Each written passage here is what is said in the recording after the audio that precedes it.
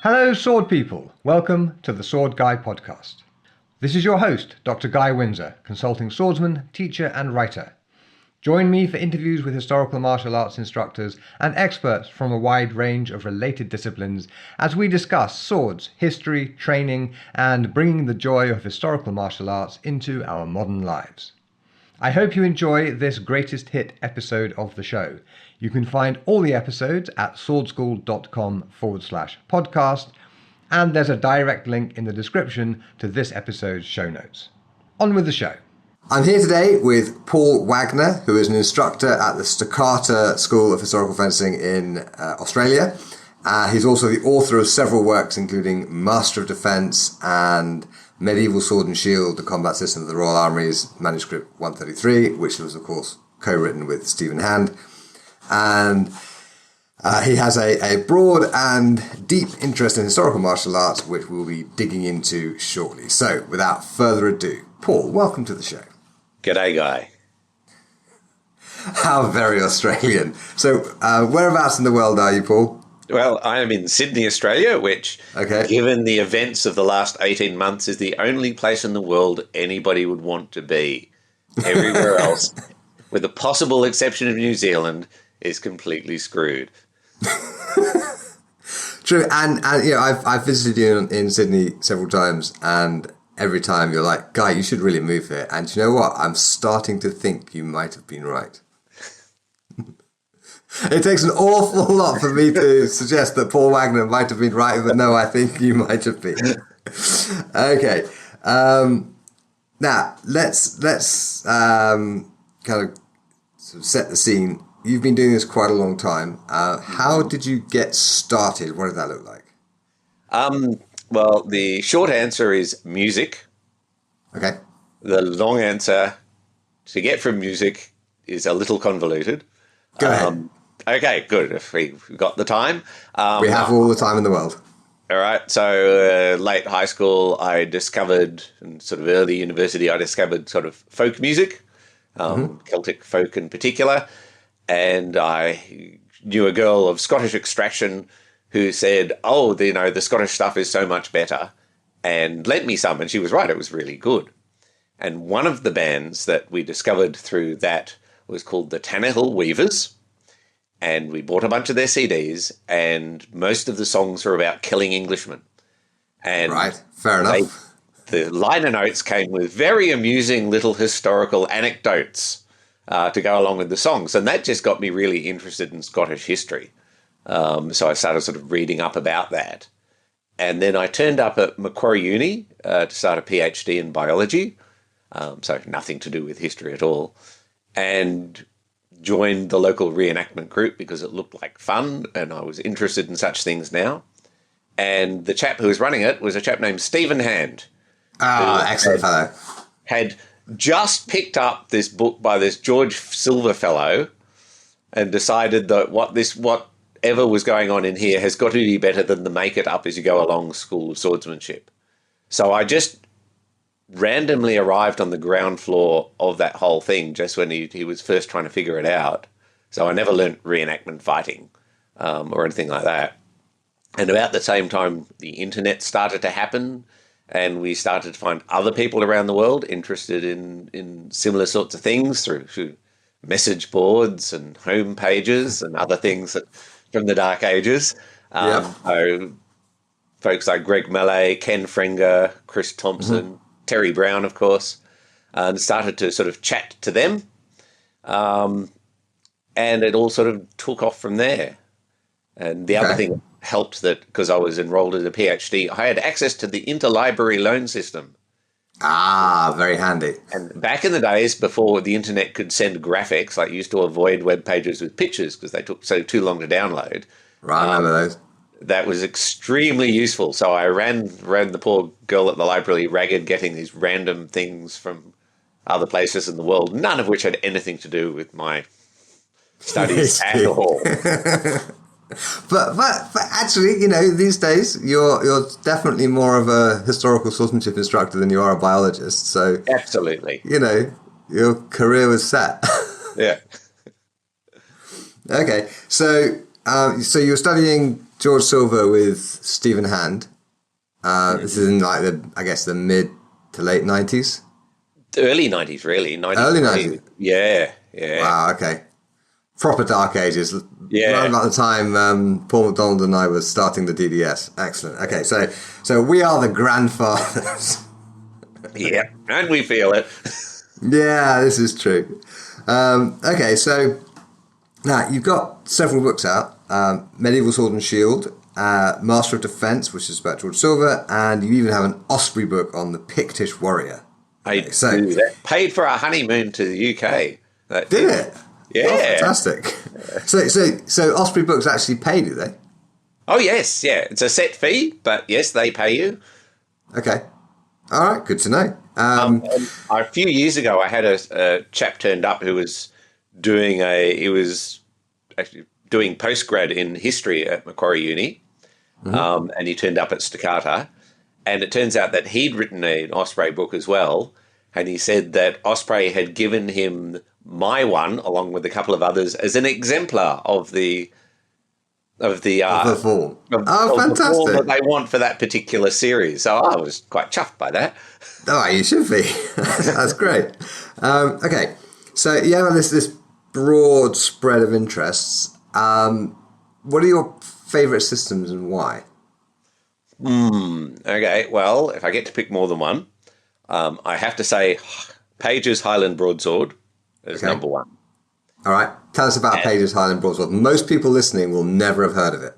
Right, so start at the beginning and tell us everything. The beginning is, well, refer to my previous comment about interest in Scottish history. Always wanted to know how Highlanders used their broadsword. And I always said that if we ever found out and the system was completely crap, I would do it anyway.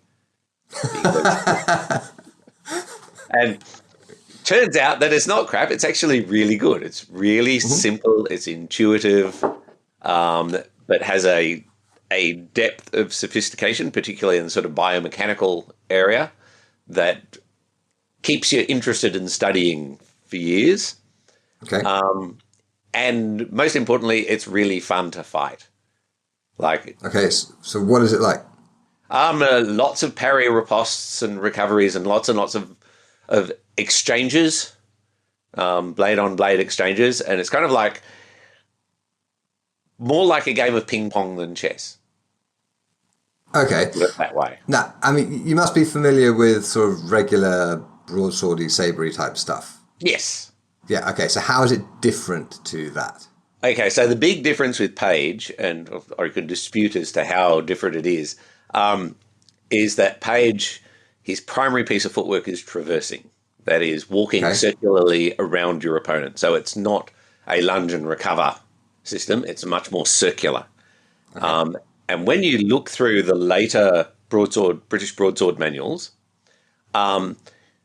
even though a lot of them are presented as a sort of lunge and recover system, there's usually a paragraph at the back that say, actually, you should be traversing around to the side because that's much better. Right. And the difference between broadsword and smallsword is broadsword is fought on the traverse and smallsword isn't.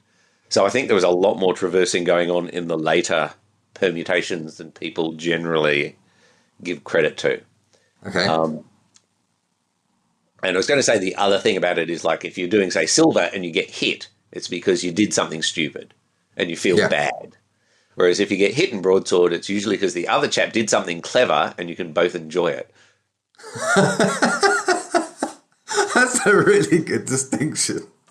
Okay, so Page, how did you come across Page? Because his Highland Broadsword manual comes from 1746, yeah, so we're right slap bang in, it's right after a certain unfortunate period of Scottish history that I daren't mention. He started writing it as the rebellion was starting, because he says so, and he says, I know how these chaps fight. There's going to be a market because people are going to want to know this stuff. And you can see by the end of the book, he's really hurrying to get it out because you can see the rebellion petering out and he's going to lose his audience. So he kind of rushes through the last bits. I came across it because a friend of mine from Melbourne, Alex Hughes, found a reference to it in a catalogue of stuff. And he said, oh, this sounds interesting. And he sent it to me. and then we wrote off to the library in question and got hold of a copy. So again, very analog. Yeah. So how long have you been working with Page? Oh, goodness me. It was a long time, because it was back when Stoccata was just one school and Steve was still in Sydney. So I'd almost have to go back and search through the YouTube channel to pin it down. So Okay. being of a certain age, you tend to lose track of the decades. But a long time. Okay. Probably getting on to 20 years. Right. Now, Page himself, I mean, I have a Scottish friend whose surname is Page, but we're talking Lowlander. So he wasn't. He was English. We He was English? Yeah, he was English. As far as we know, he was a clockmaker. He also sold Highland broadswords. I think, was it Norfolk? But he had a shop and he imported Highland broadswords and he sold them, as well as clocks. And there's some reference to him once being in the army. So he may have well been posted to Scotland earlier in his life, and that's how he learnt what he knew. And he also seems to have been active in the sort of prize fighting circuit of the period. Okay. I mean, if you got an Englishman serving in the English army in occupied Scotland, and he's learning Highland broadsword from Highlanders, one has to entertain the possibility that they taught him wrong for a joke. The one does. But again, I refer to my previous comments that if it had turned out to be crap, I would have done it anyway. Yeah, fair enough. So do you have any information about how representative that system is for things that are actually done in the Highlands at the time? Is there any corroborating evidence there at all? So apart from some written accounts of Highlanders in battle, which are all reasonably vague, one of the main things we have is a thing called the Pennacuik Sketches, which is a series of sketches from Pennacuik made during the occupation of the Jacobite army of the area, and somebody went out and sketched them doing their stuff in various poses, holding their swords, and even there's one nice sketch of two of them practicing with broadsword and targe. And quite a lot of the details of those sketches, if you want to take them seriously, does match up quite well with what Page is talking about. So there's that.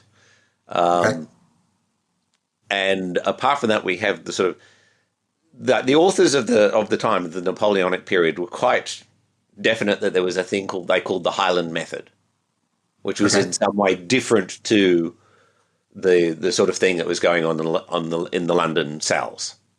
Right. And there seems to be a fairly good consistency of what they're talking about. You know, so you hold your sword closer to your body rather than in a straight arm guard. You slip your leg at every parry and not just when it's attacked. Okay.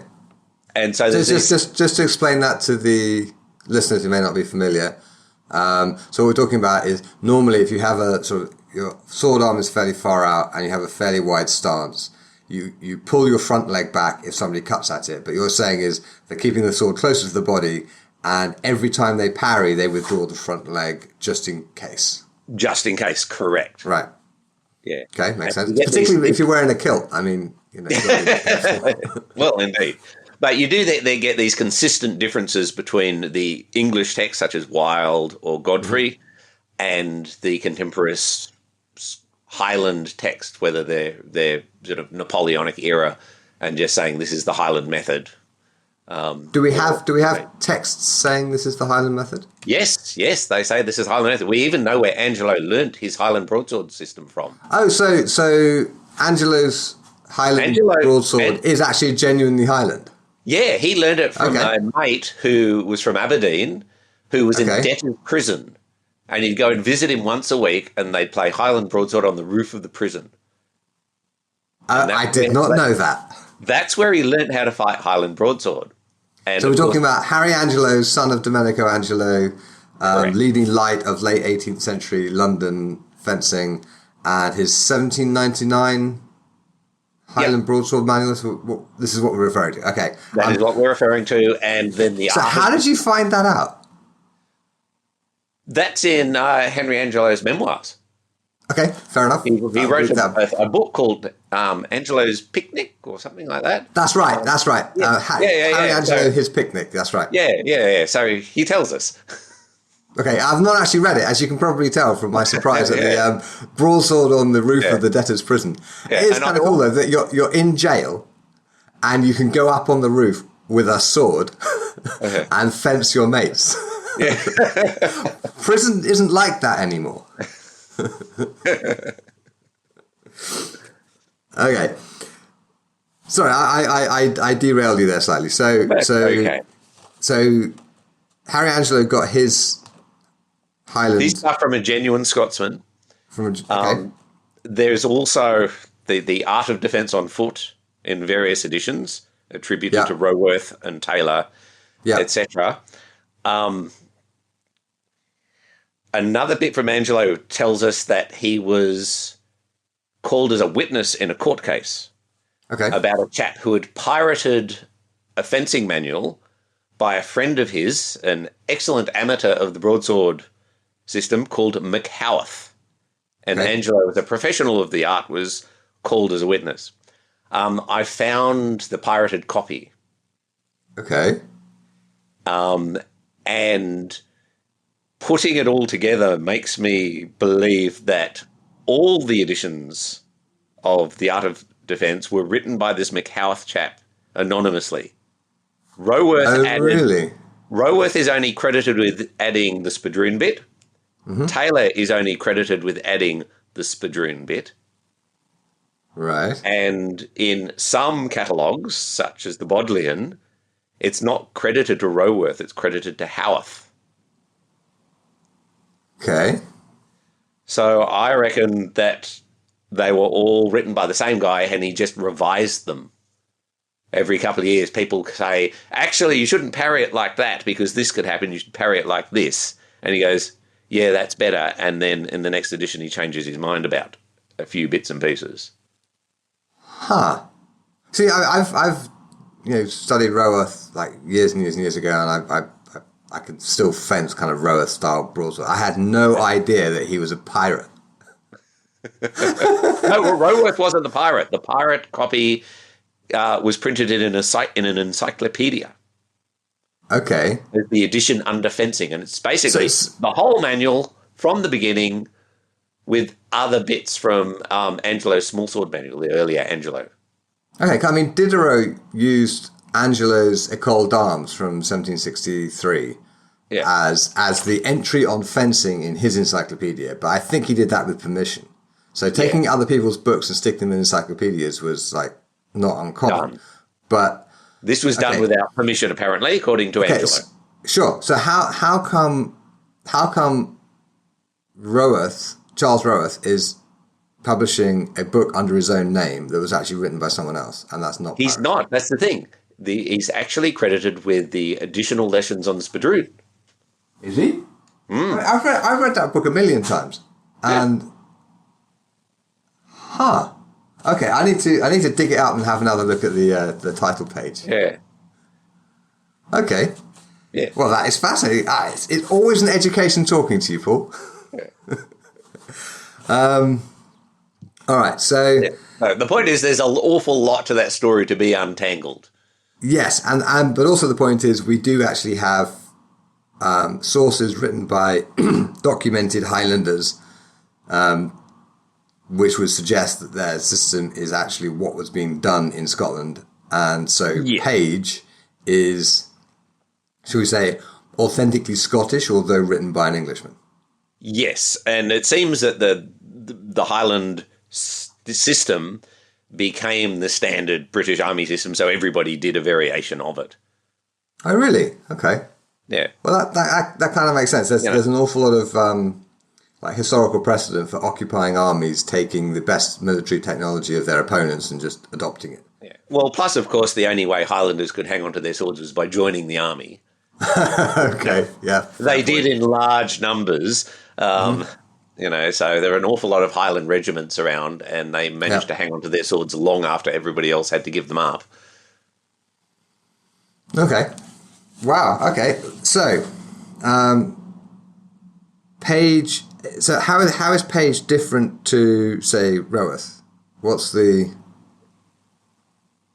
How does one I would distinguish? say the just more of an emphasis on the biomechanics. But the thing is, like all the Art of Defence editions have Page's footwork diagram on about page 2. Right. They don't tend to go into great detail about it, but it's there saying this is the footwork. Whereas Page goes into a great amount of detail about moving your feet and changing your guards, and this is why you do it. Right. Which seems to have become, I would say, go ahead. Okay. Yeah, because I've seen you teaching Page and fencing in Page's style and whatever, and it is a very distinctive kind of turning back and forth sort of motion, like opening and closing a door that you're doing. Yes. Yeah. Okay. And that's coming directly from the text. That's coming directly from the text, and it's in the later stuff.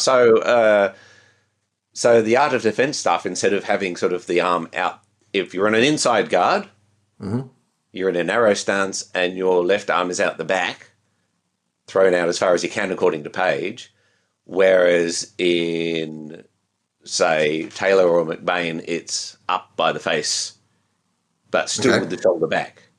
When you go to the outside guard, you go to a slightly wider stance.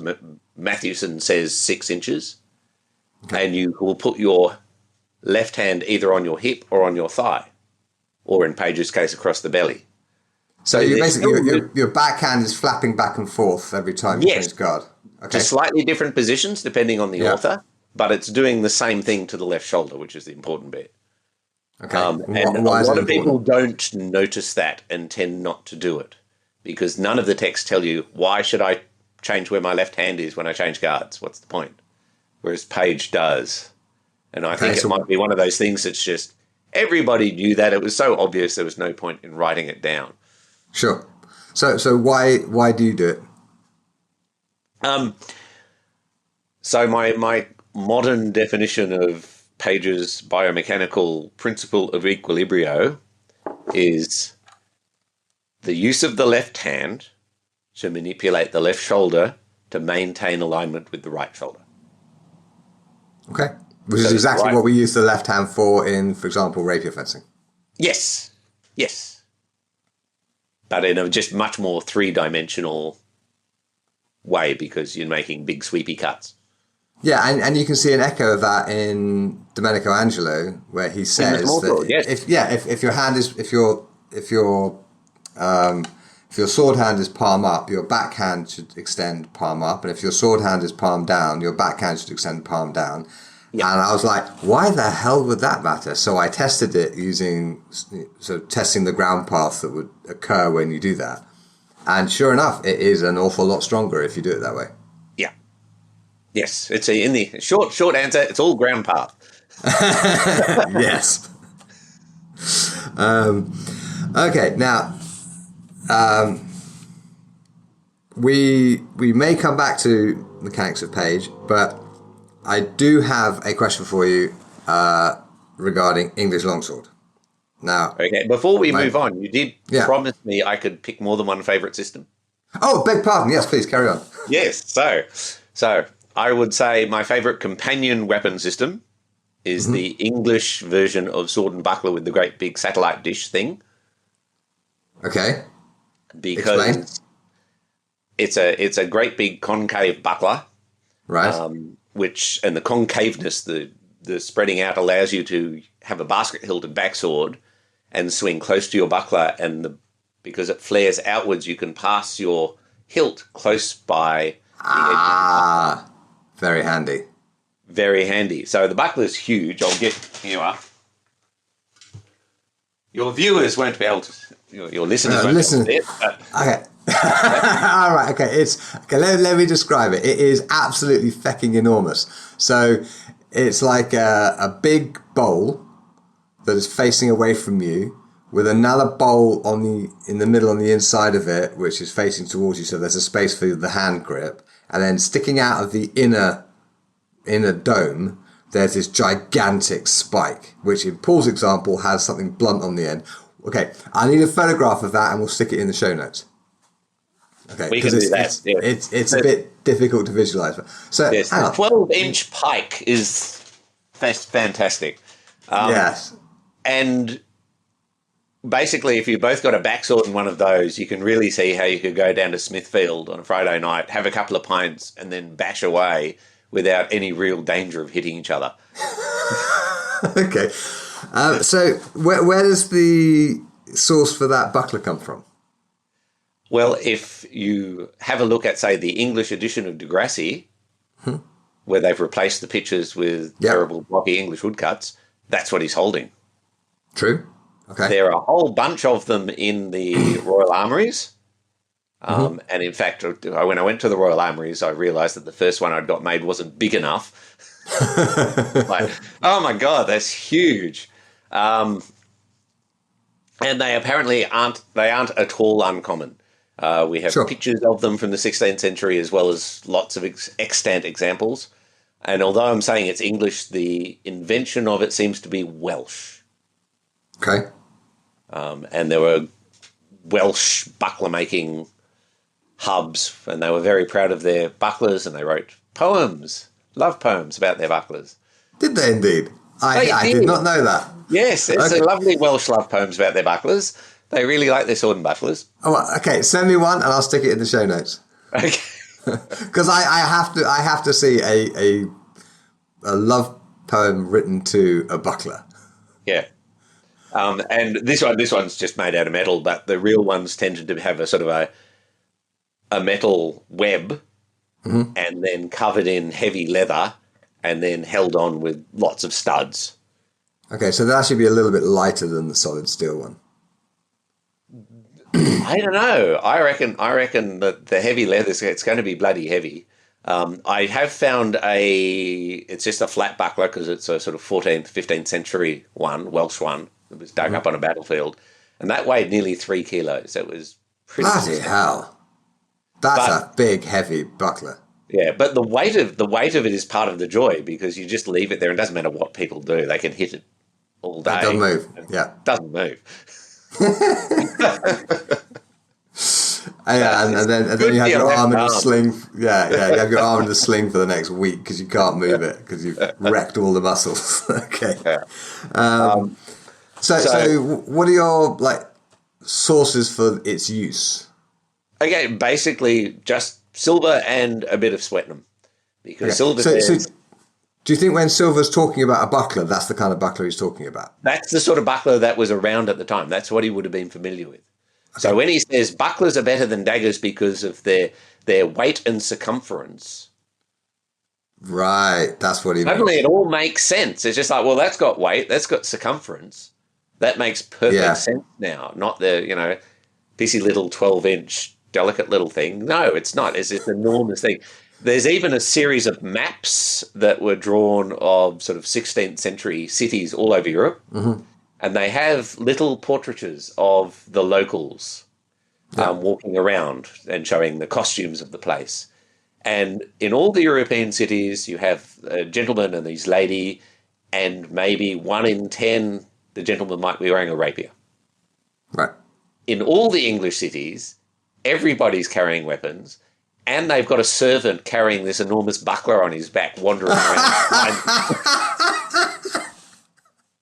I need a buckler-carrying servant. I have a new ambition in life. I need to make so much money that I can afford to hire someone to carry my buckler in the street as I promenade down the centre of Ipswich. Excellent. Life goal established.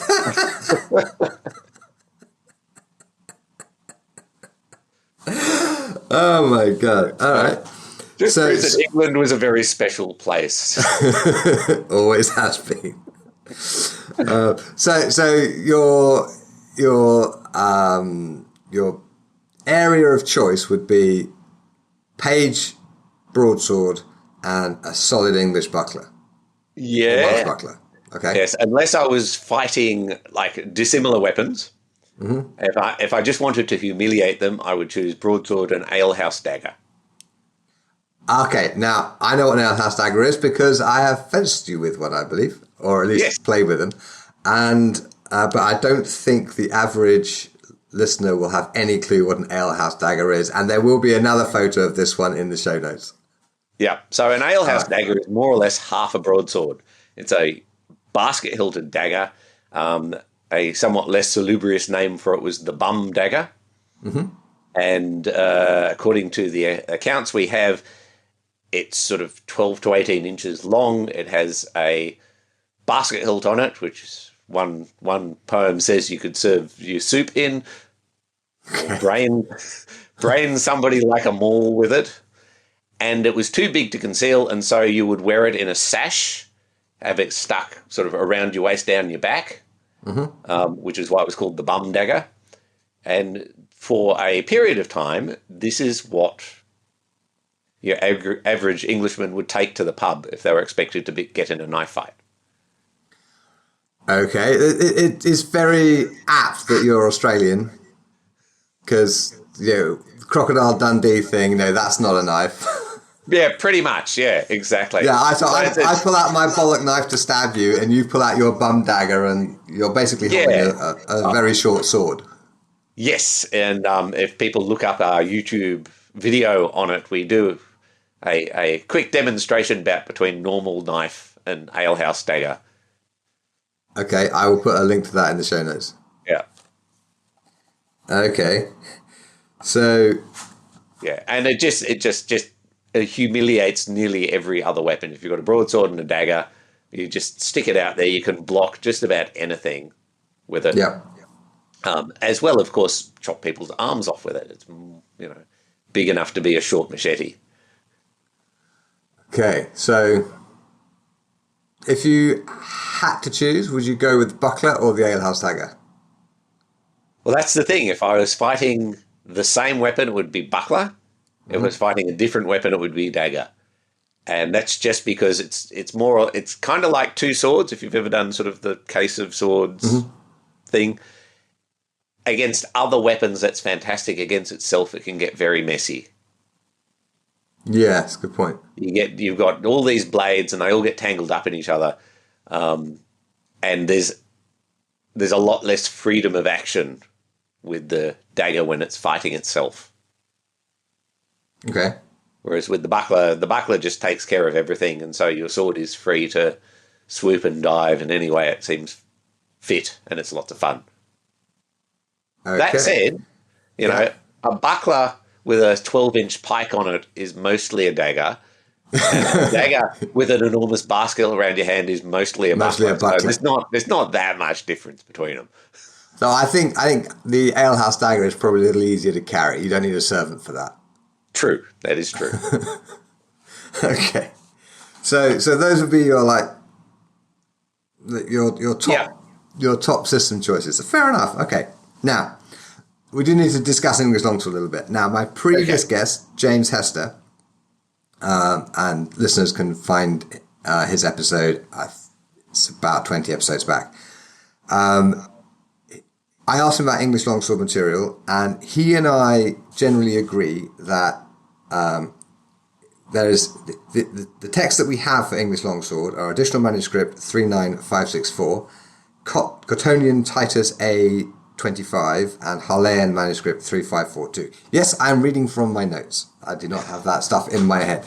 Okay, and within those rather short, unillustrated sources, there is not a great deal of actual hard and fast instruction to work with. So James and I are of the opinion that you can't have a, should we say, you can make an interpretation of it, and that interpretation may work, but there isn't enough information to know whether that's what they were actually doing back in, should we say, early 16th century with the English longsword. Do you agree? No. Aha! I thought not. Good. Yeah. Right. Okay. Okay. So the first thing, I guess, is, well, yes, you're right. insofar Okay. as if that was all we had, that would probably be true. Okay. But it's not all we have. Because, first of all, we've got a whole plethora of other European longsword texts that tell us in much more detail how some of these things are done. Plus, we have Silver, who says it's just like quarterstaff. Right. Plus, we have, of course, then we have Swetnam, who does staff, and Wild, who does very longswordy-looking staff. So we've got access to that as well. And there's evidence from the manuscripts themselves that tell us that they were well aware of what other Europeans were doing with their longswords and probably nicked it and used it in very similar ways. So in the Harleian manuscript, we have the hawk, Hawke, which is a sort of a descending cut, generally speaking, and the rabbit, which is a rising cut. And you go, why is it a hawk and a rabbit? And it's probably because hawk is haw. Yeah. German for bloke. Yes, and rabbit is rabat. Okay.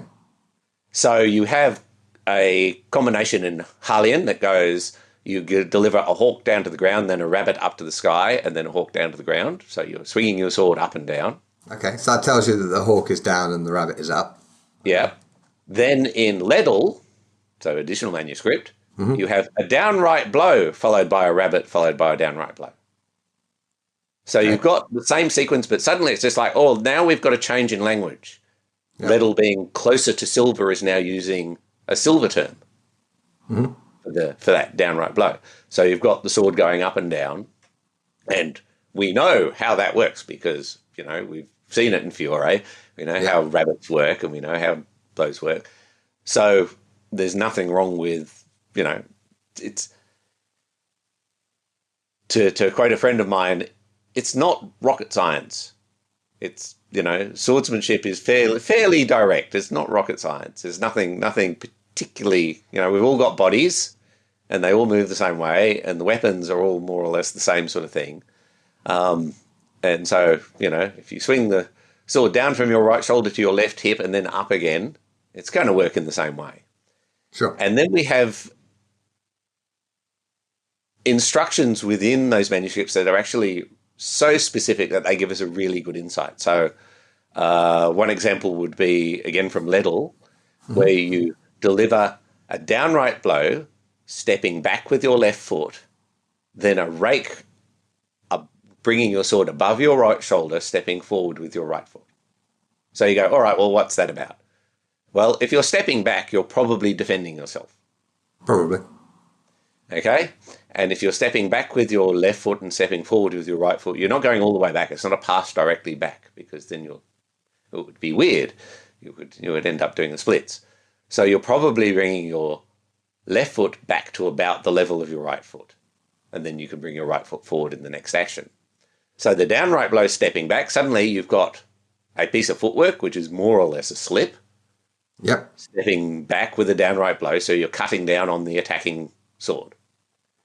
And then we're told to step in with our right foot for the riposte, with a rake, bringing our sword up above our right shoulder, which is a cut 3 in broadsword or a cut to left ox in German. I've forgotten what that says in Fiore. Rising. You say above the right shoulder. Yes, because so on the right side. Yes. So I'm stepping back, parrying with the downright blow. Then, rather than delivering a thrust to the face as my riposte, I'm bringing it up with a rising cut. I would bring that rising cut up from the left to the right. Because you cut down from right to left. Would you not then cut up from left to right? Well, that depends on what the other guy does, because you know, if I've swung my sword at somebody and they whack it down, I'm going to do the traditional English thing of retreat into a hanging guard and run away. Okay, so I'm basically going to go to that left oxy type position. Okay. Which is pretty standard, you know, that they're delivering the energy, you just roll your hands and let it go. Yep. And if they do that, my direct riposte at, say, the face where the thrust isn't going to work. They're going to recover and deal with that. Yeah. If, however, I throw that cut, I tend to take their arms off. So Okay. it's actually quite a sophisticated, that little sequence is actually quite sophisticated because you're parrying, you're finishing with your point online, threatening the thrust. They are forced to recover into a hanging guard, which exposes their hands to the cut from underneath, which you do. So the rake is a cut. It's a cut from underneath. The rake is a the rising hands. cut with the true edge, whereas the rabbit tends to be with false edge. Okay, and you sort of figure that out from what works in this situation according to... And also from, say, Swetnam talks about the rake. The rake is mentioned in his Welsh hook part. So a lot of these terms have definitions from later English systems. Okay, and we're talking like 130 years later, something like that? Lettle is supposedly early to mid 16th century, so it's only so 50, 60 years. Okay. Yeah. And you can see from Harley to Lettle, that's 100 years. Most of the terminology is the same. Some terms have changed. Okay. Then you go to Silver and Swetnam, and you see, well, some of the terms that used in Lettle are in Silver and Swetnam, and some of them aren't. Okay, but you can get. I published in. Was it the Arts of Mars series that WMAW? Yeah. I did a article in there where I explained where all the definitions of all the terms in all the manuscripts and what they are and how I came to those conclusions and justified from that. So if you know what a hawk and a rake and a rabbit and a quarter blow is, then putting the system together is not that hard because, it's not that complicated. Well, this is something this is something where we definitely agree, right? There is fundamentally, you put your sword in the way of your opponent's sword and you hit them. Exactly. And if their sword is in the way, you go around. And that's basically it. And all swordsmanship is simple. There's even a wind in it. So we have a thing where you deliver a blow, and then it says, and then you deliver a broken foin, thrusting your pommel over and under your right elbow. So as soon as you start doing that, you're going, all right, I've parried the blow, and then I'm doing that, or I'm doing that. Which is a wind. Yeah. Except they called it a broken foin because it's a thrust you do after your attack has been broken, presumably. Okay. Right? Yeah. So, again, without the German material, we'd have no idea what the utility of that is. But we do have the German material, so we can recognise and say, oh, okay, so they're doing a thrust, turning the sword, so therefore it's a wind. Right, okay. Okay. A tumbling chate as round as a ball. The tumbling cat, yes, I call it the tumbling cat, round as a ball. Oh, you call it cat, not chate, okay. Well, yes, just because le chat. Okay. So it's probably not. Chate is probably not cat, but it's easier to remember for everyone that way. Okay, because just to put this in context, it's CHATE, and it's a word for which we have no definitive definition. But it seems to be some kind of like combination of actions strung together into something you do in a sword fight. More or less. Yeah. So this is essentially, it's starting on your right shoulder. It's a downright blow where you pass forward and right, followed by another downright blow as you make your corrective step back with your left foot, which works marvellously as a feint against somebody who's really twitchy and swings hard at everything you throw at them. Okay. So you throw your first blow really fast, they swing it and they miss because you've swung through really fast, and you just let the momentum of the sword swing itself over and you strike them on the head with the corrective step. So basically like a Molinello on the inside. Correct. Yeah. Okay. And, so what do you think of the word chate or cat? Well, so it's not cat. It's just cat. Round as a ball is just marvellous. Yeah. There's no real information about what that means, so we can only guess. But yes, it does seem to be some sort of sequence of techniques. I just came up with a wild theory. Yes. It's actually the origin of the Japanese word kata. Well, I'm happy to agree with you. Splendid. Okay, so he learned his swordsmanship from an Englishman with a broadsword and an alehouse dagger, you know. Of course he did. All right, so where should people go if they want to find out more about English longsword and how it works? Okay, so I have articles in the aforementioned WMAW Art of Arms series publication. I say yeah, and yeah. Yeah, and also in that Brill book. Do you remember the Brill one? It was... I'll find it on my shelf. Okay. Hopefully. I'm looking for the Arts of Mars one as well. Oh, there's the Arts of Mars. I found them. Oh, you've got that. Okay. I have it, but I can't put my hand on it right now. I need to reorganise my library. Or rather, I need to stop reorganising my library. So, yeah. Which is volume 2. Yeah. I'm not sure if it's in 1 or 2, but it's in one of them. Okay. And late medieval and early modern fight books. Excellent. I will...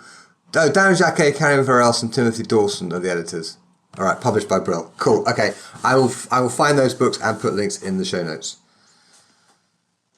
Other than that, if you go to our YouTube channel, I have done several fairly detailed videos of the principles of English longsword and the actions and seeing it in action. And if you want to learn it and you don't have anybody nearby who does it, go and do some Fiore, because that's pretty close. As Carlo Parisi once described it as Fiore done all wrong.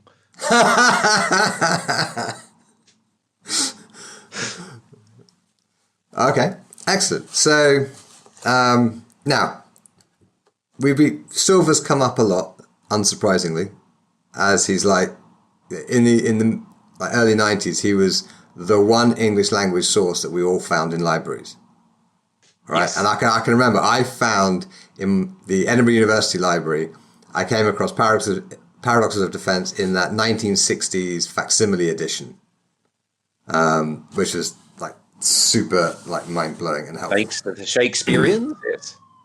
Yeah, that's the one. So your Master of Defence book is in my opinion, the definitive study of Paradoxes of Defence and Brief Instructions, and you have kindly included it as one of the perks in my audiobook campaign, where I am getting Paradoxes of Defence narrated as audiobooks in both modern pronunciation and also in original pronunciation. And the original pronunciation is particularly interesting because how he's the accent and the voice and the pronunciation it changes how you kind of absorb the language.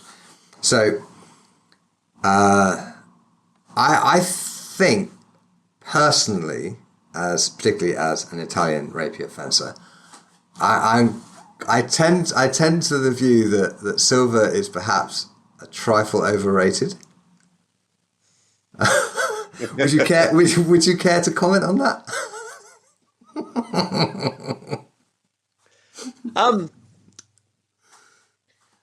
The thing about silver is, regardless of what you think of his system, his principles and his concepts and his language is just too bloody useful to avoid. Oh, absolutely. He just explains the theory behind everything and gives you a language with which to talk about it and explain it and think about it like no other source. So, I'm quite happy to admit, if you read the difference between what he says in Paradoxes and what he says about rapiers and brief instructions, he changed his mind. In Paradoxes, he was all about open fight and garden fight are much better than this point forward. Very well. Yeah. Yeah. Okay. But when he gets to paradoxes, he says, if you're fighting a rapier, don't be an open or garden, make narrow space upon them. So obviously somebody's come along and poked him in the belly a few times, and he's going, oh, all right. Okay, can we just define open fight, garden fight, variable fight, Sure. and close fight for the listeners who will not all be silver people? Okay, so open fight, of which silver gives us one lying, which we just call open ward, is where your sword is held above your head, ready to deliver a jolly good downright blow. Okay. Garden fight, of which he gives us one lying and one additional ward, which is really two, is point down hanging guards. And the one he likes is what with the later British sources called the prime hanging guard. So it's held quite close to your body rather than pointing forwards. So you can see it in, say, anti-pugilism. Sinclair has a nice picture of it. There's also one in one of the Angelo publications as well. But it's basically where you put your sword when you're parrying in a hanging guard. And he also says if it's lower, you drop your sword down to what were later called the inside or outside half hangers, and which Silver calls bastard gardened.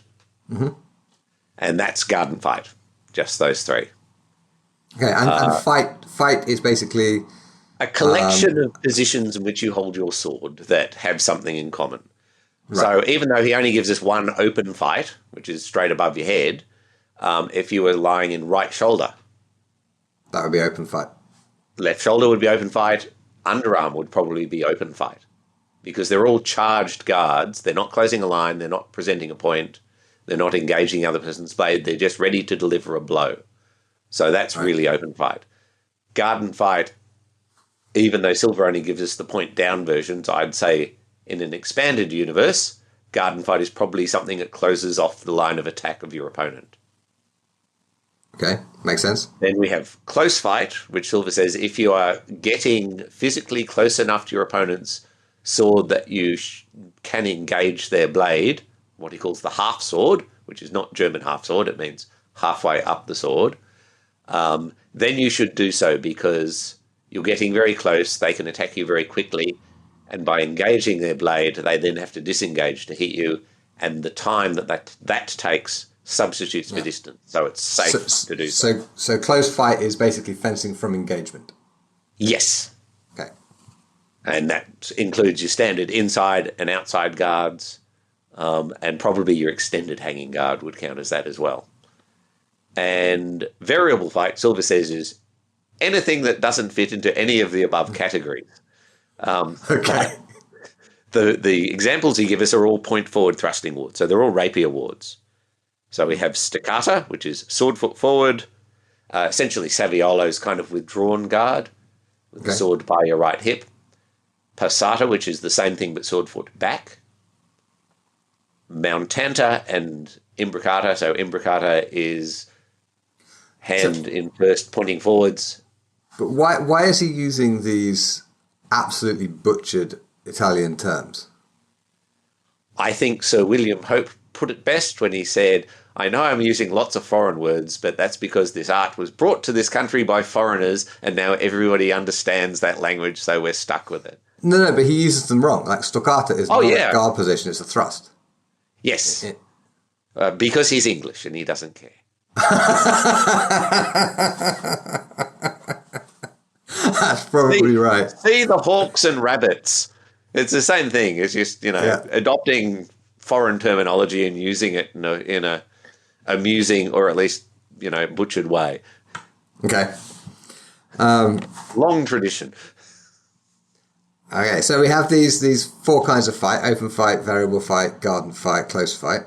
And just close fight is not grappling. Close fight is fencing from the swords crossed at the middle. Correct. Which reminds me, there is a whole lot of stuff we could go into around Fiore's definition of how Fiore uses the terms zoggolaro and zoggostrato, which is all about the crossing of the sword. But let's not dive down that particular rabbit hole because I don't think it's terribly useful for people who are listening if they can't see. Okay, so what else does silver give us other than these fight definitions? He gives us a very simple, self-contained system that works fabulously against itself. It works exactly the way he says. When we first started back in the early 90s, we were doing silver and Saviolo. Right. And silver worked exactly the way silver said it would work.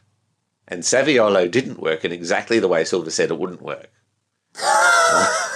Okay, now I have to get Chris Chatfield on the show, who is a Saviolo person, to rebut your statements. Okay, making a note here. Invite Chris. Yeah. Okay. And in particular, the subtleties of timing that you can get when you're fighting from open fight tends to befuddle people who have not seen it before. Right. Okay. So you've got this sword, it's way up in the air, it's way back there, you can't engage it, you can't play with it, you can't beat it, you can't do anything about it. And it can come down at pretty well any angle, and it can change direction halfway through. So if you commit to your defense too early, the person attacking has time to just turn their wrist and hit you somewhere else. And that, if you have not seen it and you don't understand how it works, can really throw people off. Right. So even though I love Page tremendously, I still teach silver on a fairly regular basis, so my students have seen it and can understand it and don't freak out when people do it to them. And every now and again, I get a student who just takes to it like a duck to water and doesn't want to do anything else ever again. So, fair enough. Yeah, and that's the thing. It's like, I'm a little bit sort of, okay, I may have come across as dismissive of silver, and that's not really fair. It's it has this kind of grammar of how swordsmanship works, which actually applies really well to, like, what you were describing about open fight. It's like fencing from posta di donna, right? Because the sword is held back, it can't be fiddled about with by your opponent. And there are, as Fiore says, posta di donna can do all 7 blows of the sword, and you can time it in all sorts of different ways to offer various threats or feints or opportunities or openings or whatever for your opponent, so that you can sort of manipulate them into behaving a certain way so you can hit them somewhere else. Yeah, precisely the same thing, yes. Huh, okay. And of course, he gives us like the true times and the false times, which... He does indeed. By all means, tell us about the true and false times. Do you want to go there, do you? Yeah, let's because again, I am well aware that an awful lot of the people listening have never read silver or trained silver or anything else. So it's no bad thing to, to my mind, it's one of those treatises where you have an awful lot of information that is applicable to a lot of other systems. Yes. Right? And understanding, even if you're not particularly interested in, 16th century English fencing, and maybe you prefer, 14th century German fencing or 17th century French fencing or whatever, right? There are still things that are made explicit in silver that are not made explicit elsewhere. Time of the hand being one of those ones where, Capoferro does say you should lead with the sword, but he only kind of briefly mentions it in passing and doesn't make a big thing of it. Yeah. Okay, so basically the great insight about the true times is that rather than talking about, say, tempos, the time it takes to do a fencing action, silver says that, okay, different fencing actions take different amount of time depending on what part of the body is moving. So you can move your hand really fast. You can drop your hand from open ward down onto your opponent's head really, really fast. But you can only do that if you're close enough to hit them. So that's what he calls the time of the hand. If you're a little further away and the hand alone won't work, but you could do it by shifting your weight forward, then that is what he calls the time of the body. And it's a little bit slower, but it's still pretty fast. If you're at a normal kind of fencing distance where you can't hit each other even if you lean in, but you need to step in with, say, a lunge, that's what he calls the time of the foot. And if you have to make a bigger foot motion, so a passing step or multiple footsteps to reach your opponent from further away, that's time of the feet. So, a triangle step attack is in time of the feet.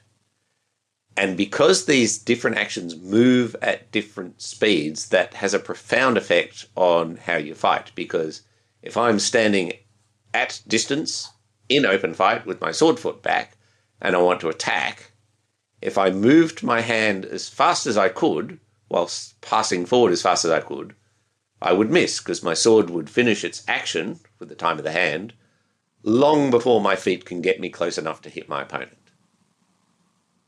So I've got a paradox. I can either swing my sword really fast, step forward and miss, or I can step into distance till I'm close enough to swing my hand really fast, which puts me in the distance where my opponent can stab me in their time of the hand. So that doesn't work either. And the true times explains how you attack in order to be safe from that position. Where he says the true times, very simple, true times is where the hand moves before the feet. False times is where the feet moves before the hand. Right. So if I'm sword foot back in open fight and I want to attack, I start my hand motion first.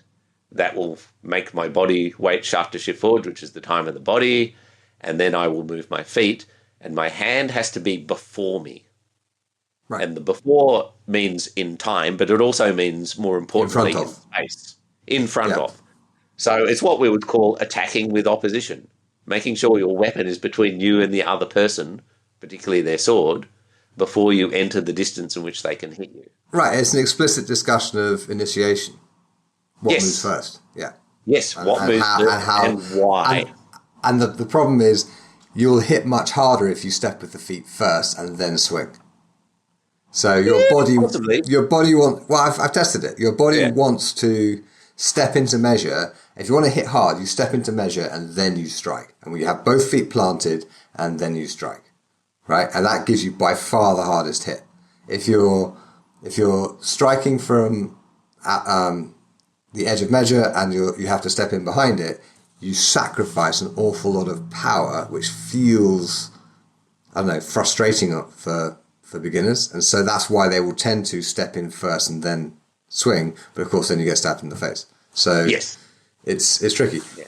It helps to remember that you've got a sodding great big sharp weapon. You don't actually have to hit that hard with it to do horrible damage. And the other thing is to remember that Silver's using a basket-hilt broadsword, which allows you to lead with, as he says, the hand. He doesn't say the sword, he says the hand. Yeah. Because your hand is safely encased in a cage of steel, which means you can keep the point of your sword hanging back. Right. So at the very last second before you hit, you just squeeze your hand and the tip of the sword whips forward at enormous speed. So you can actually deliver, we used to wonder about some of the things that people doing longsword were saying overseas about, sort of what sort of protection they needed. Because we're going, that's clearly inadequate. And this is long before we started doing longsword and realised, I see, you can't do that with a longsword. You'll get your hands cut off. Yeah. But with the back swords, we can deliver an enormous amount of force in that just last fraction of a second, just as you whip that point forward. With a longsword, you have to have the blade out in front of your hands. Otherwise, you're just going to get them chopped off. Yeah. Precisely. Whereas the broadsword, you don't need to and you don't want to. Right. You want to keep it hanging back till the last fraction of a second and then squeeze your hand and smack them. Okay. So I think we've maybe, what's the word? We've illustrated the usefulness of silver as a source. Well, the other important thing to remember at silver is that he has quarterstaff in it. Yeah. And as a child, I used to watch Monkey Magic. And as all good children did. One fight with quarterstaff, so we go and get some broomsticks, and within a few minutes have smacked each other on the knuckles and thrown them down in disgust. Yeah. And that's why I started reading silver, because he had staff. And I read it and I went, oh my God, that you have a long bit out the front. Yes. And then you've got a short bit behind you. That's why it's a quarter staff. You hold it. Yes, you hold it at the quarter, not at the half. Yeah, exactly. Yeah, okay. And that's important. Very important. Excellent. Okay. So, go to silver for all your quarterstaff needs? Swetnam's pretty good too.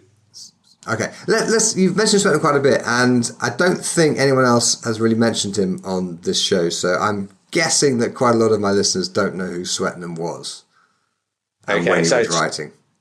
So Swetnam used to be the fencing master to Prince Henry in the early 17th century, who died as a young lad.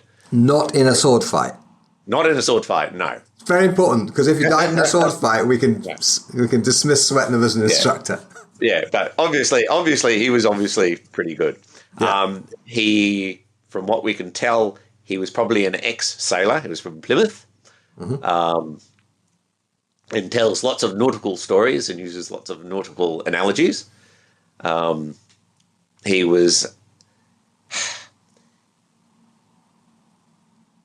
He had a copy of silver because he steals large portions of it in his manual, right? Uncredited, but also disagrees vehemently with silver about the usefulness of the rapier. Okay. Doesn't necessarily disagree with silver about the Italian system, because he uses his rapier in a very, very, very non-Italian way. Yes. And the reason I got into Swetnam, like this is way back in the very beginning, is the aforementioned comment about Saviolo not working. I read in a history of fencing thing somewhere that Swetnam says, rapiers are so simple, any idiot can learn it in 3 weeks. And I thought, that's the rapier system for me. So I've got we had a photo back in those days when we were getting those photocopies. Yeah, I remember those photocopies. Yeah, dug that out, and I read, the chapter on actual sword. Like chapter 12 is the sword fighting bit. Everything else is waffle, amusing waffle, but waffle nonetheless. And I went to class, and I just wiped the floor with everybody, just by doing the simple Swetnam stuff, and it was just like, this is good. Yeah, it works. We quickly discovered it's boring. If you're both doing Swetnam, not a lot happens, but it's bloody effective, and didn't even take me 3 weeks. Okay, yeah, and Swetnam is also famous for writing a monstrously misogynist against lewd and unconstant women. Yes, exactly. Yeah, so he's a raging misogynist, but I guess it's not really fair to dismiss his rapier system just because he himself wasn't particularly nice. Yes. Although Steve Hand argues that, it just comes across badly. He was really trying to give, kind unclely advice to the young men of the era. And yeah, okay. Well, good luck with that. Yeah. Well, put that on Twitter and see what you get.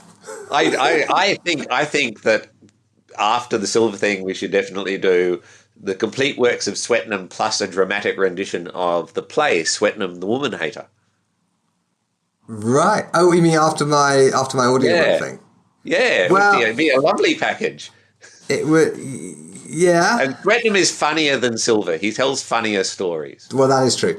But okay, so the play Swetnam the Woman Hater. Who wrote that?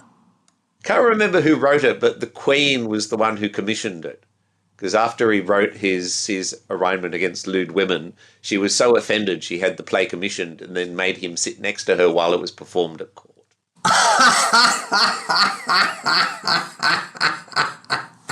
Now that is payback. Oh my God, that's excellent. Okay, where did you find that out from? Oh, I can't remember where I read that. Okay. I need to look into that because that is genius.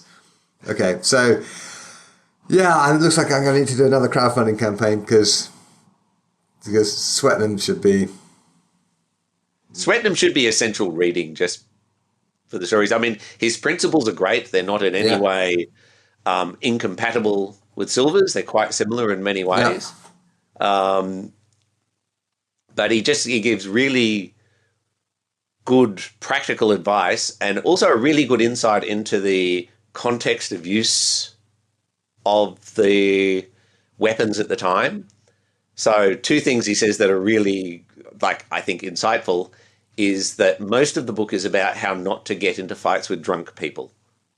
Now, that is good advice. Because he says He says everybody's drunk, and when people are drunk, the wits go out and they don't defend themselves and they do stupid suicidal things, and they're easy to kill but hard to defend against. And so if you're challenged to a duel, make sure you do it first thing in the morning, because by lunch, everybody, he says, the drink is in and the wits are out. So by lunch, everybody is drunk. Okay. It's clearly, yeah.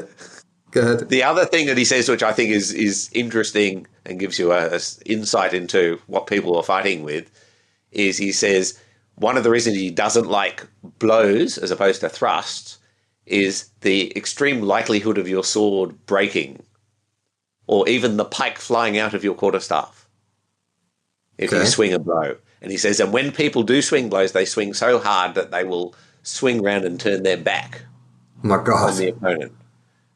So the context of use of both Silver and Swetnam is not very well-trained people who are probably pissed with bad quality weapons, which they don't really know how to use, trying to kill you in a drunken street fight. That's what they're designed for. It's not for winning tournaments. It's not for genteel fencing. It's for defending yourself from people who are not particularly sophisticated, but bloody murderous. Well, like Silver himself says that he would put all these fencing masters to a test where you have to fence 3 other masters and actually land blows on them. You have to fence 3 unskilled but valiant men. Unskilled valiant men and not get hurt, and also 3 valiant men half drunk. Yes, indeed. And we have carried that experiment out. Okay, what happened? Well, if you go to YouTube, you go to the Stoccata YouTube channel and you type in half drunk at HALFE, DRUNKE, half drunk, you will see the experiment and the results of it in action. And let's just say it depends a little bit on how you react to your period ale. Okay, all right. But it was enlightening. Okay, in what way? Okay, so the 2 of us who volunteered to be half drunk was me and of course it was you, Paul. Of course it was you. And our in-house brewer brewed up some period barley wine for me. Excellent. And so I think an apple brandy for Tim. And I got much faster and much more aggressive and much scarier overall. And I felt fine, but everyone said you were moving twice as fast as you normally do, and you were completely ignoring any little fainty, delicate thing and just hammering in, and became actually quite hard to fight. Tim, who was a more cautious fencer to start with, got more so. So... Okay, so just exaggerated your sort of natural tendencies. He seems to, yes. Okay. Huh. Interesting. All right, yeah, so everyone should go and check out your YouTube channel. You also have some, should I call them rants? You can call them rants if you like. All right. Which are always well thought out and relatively politely expressed. I try. I think we should probably not go into the details of any of them. If people are interested in your opinions on those subjects, they can just check out your YouTube channel. I will put a link to it in the show notes. Okay. Now, I have a couple of questions that I ask most of my guests, and the first is, what is the best idea you have not acted on?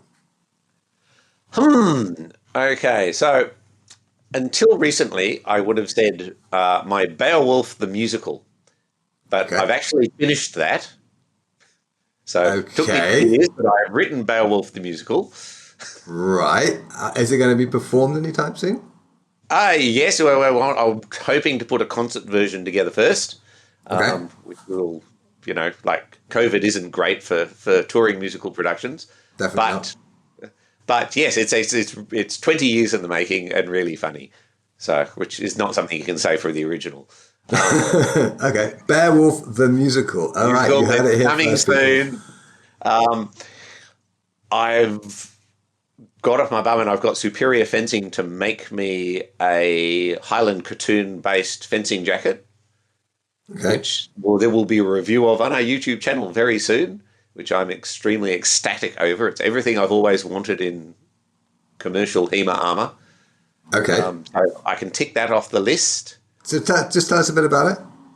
Okay, so for some weird reason, this is one of our most watched and most controversial videos, was a rant, which Yes. I just did off the spur of the moment. It was just like, because I'd got a Spez jacket, first generation, which I'd won in a tournament in America, I think, as a prize. And initially I thought, oh, this is great. And after a little bit of wearing it, I realized this is not great at all. It's really ridiculously hot and stuffy, doesn't breathe at all. It's only padding, which really doesn't present enough protection for what we were doing. See, aforementioned comment about backsword fencing. Yep. And, of course, was only down to the waist. So you then had to wear, special fighting trousers or something. Yep. Okay? Whereas before, I had always just made a full-length gambesson-y type thing that covered you from neck to thigh. And in particular, I'd made a reasonably authentically made Highland cartoon, which is sort of 15th, 16th century type of Highland armour that was made from leather stuffed with cotton or wool to make sort of tubes. So much like a cricket pad, essentially. It's just a full-body cricket pad. And you see carvings of these on Highland grave slabs from the So period. how do you spell the word cartoon? Cotun, which is Irish for cotton, Okay. because it was stuffed with cotton. Possibly it was stuffed with not cotton, but what they call bog cotton, which is a plant that grows up in northern Britain and Ireland. You may be familiar with it. Right. It has antiseptic properties as well. So during the war, they used it for wound dressing. Okay. So it would be a sensible thing to stuff armour with, I would have thought. Yeah, sure. But whatever it was basically, it's a stuffed gambeson, and just by itself, it's solid sword-proof protection. Really good. So I said, why can't we make something like this? And for some reason, that was very controversial. And after many years, I finally got somebody to make me one and put them into production. So, Oh, wow. Okay. And what's the name of the company that's doing that? this is Superior Fencing. Superior from Fencing. Pakistan. Okay. And it's basically, I could show it to you, but that wouldn't do your listeners any good. Send me a photo. I'll stick it in the show notes. I will do so. But it's made like a sort of absolute fencing plastron, in that it's got solid strips, vertical strips of plastic sewn into the material with a little bit of padding behind. So you've got essentially a full body plastron, absorbs the blows really well. We've been doing lots of sort of Highland two-handed sword type stuff, so we need the added protection. Yeah. And it's great. I love it. And the fact that it's got a sort of flared skirt means that it's vastly cooler as well, even without the ventilation. Right. Of course. It lets the air kind of flow. Yeah, I hate the fighting trousers. They're just dreadful things. Oh, yeah. I don't wear them. Okay. So that's two ideas you have acted on. Right. Okay. So,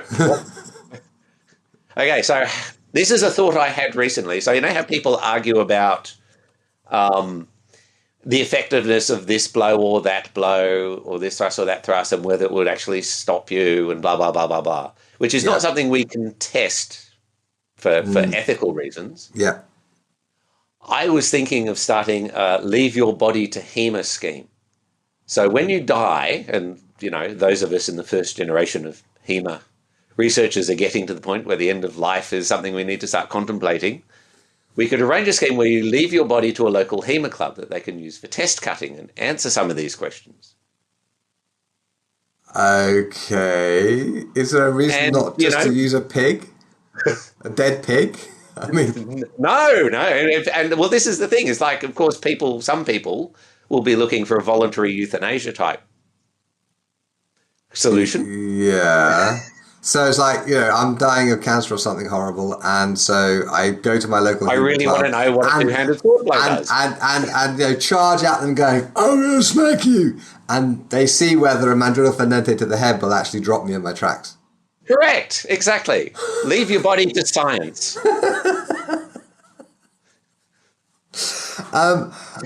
Okay, maybe I should have clarified. What's the best good idea you've never acted on?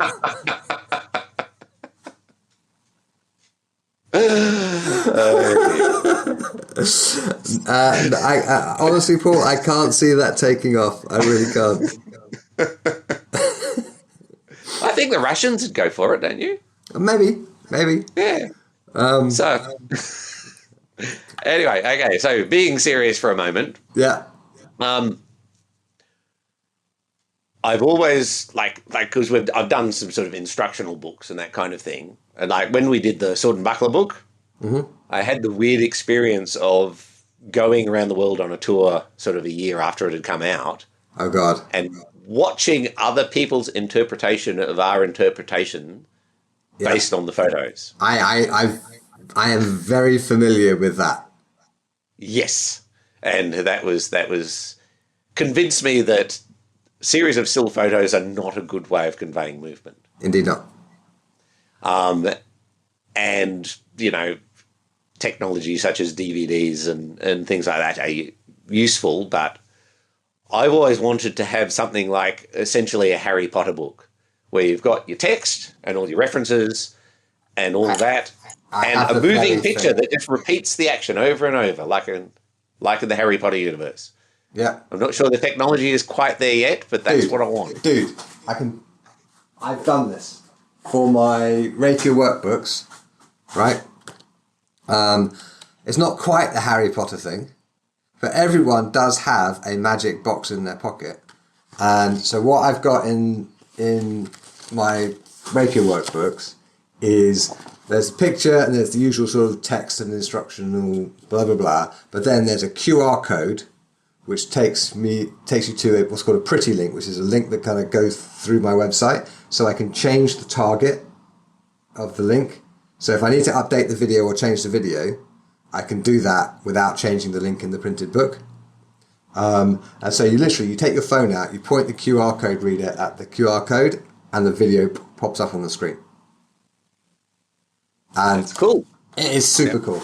And it gets around the problem of, like, if it was like a PDF or something, where you can actually embed video. There are some sort of file formats where you can. Yeah, I've experimented with that. It's a bit crap. It doesn't work on a Kindle. It doesn't work on anything other than like an iPad sort of thing or a computer. Yeah, you can do the same thing in Microsoft Word, but it freaks out if it gets too much. Right, and then the file sizes get too big and you can't distribute them properly. So I have these video clips which are on my Vimeo account, and the links in the book just take you straight to the particular video. So, if I'm discussing attack by disengage, you point your phone at it, and then the video of me doing the attack by disengage or teaching the attack by disengage comes up, and it works. It is super simple and straightforward. It is not difficult at all. Feel free to steal that idea. That is what I want to do, that kind of thing. Okay, so you're going to take your write an instructional book using and having these video clips rather than still pictures. Correct. Still pictures. Yeah. Okay, that works. But that's a very good idea, and I know it's a very good idea because I've acted on it. Excellent. Okay, last question. Okay, somebody gives you a huge sum of money to spend improving historical martial arts worldwide. How would you spend it? Oh, goodness me. I'd embezzle a lot of it. Good start. All right. I don't know. Maybe start an international HEMA university. Okay, how would that work? Well, it would be a university where you would learn useful things. And there's so much involved on the periphery of historical swordsmanship that is interesting and worth studying. So history, obviously, Right. but you could use swordsmanship to explain geometry and physics and Absolutely. anatomy and movement and, physiotherapy, metallurgy, blacksmithing, materials engineering, all this sort of stuff. So you could probably get most of what you need for a rounded education, Yep. all focused on becoming better swordspeople. Okay. And I would be the chancellor, obviously. Obviously. And I would live in a big, big house on campus. And campus is probably a castle somewhere? Yeah, I think if we could clear the other colleges out of Oxford, that would work quite well. Okay. Yeah, fair. It's not like they're doing anything useful. Yeah, exactly. So, Actually, no. Leave the virology department. They're actually useful. yes, indeed. I've had my Oxford jab. So Yeah, me too. Brilliant.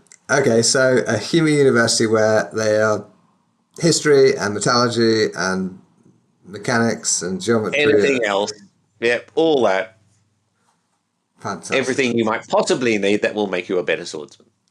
I think you're going to need a lot of money. You did say A huge sum of money. I did, yeah, fair. Okay, in which case I'm now obliged to make good on that. All right, here you go, Paul. Here's a gigantic sack of cash. Go start the Historical Martial Arts University, and you're going to need professors. I will, yes. Just saying.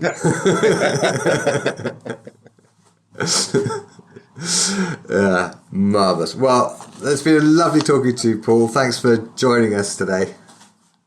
Absolute pleasure. Thanks for listening. You can find the episode show notes at swordschool.com/podcast, where you will find transcriptions, photos, videos, and links for this episode. You can find a direct link to the show notes for this episode in the description.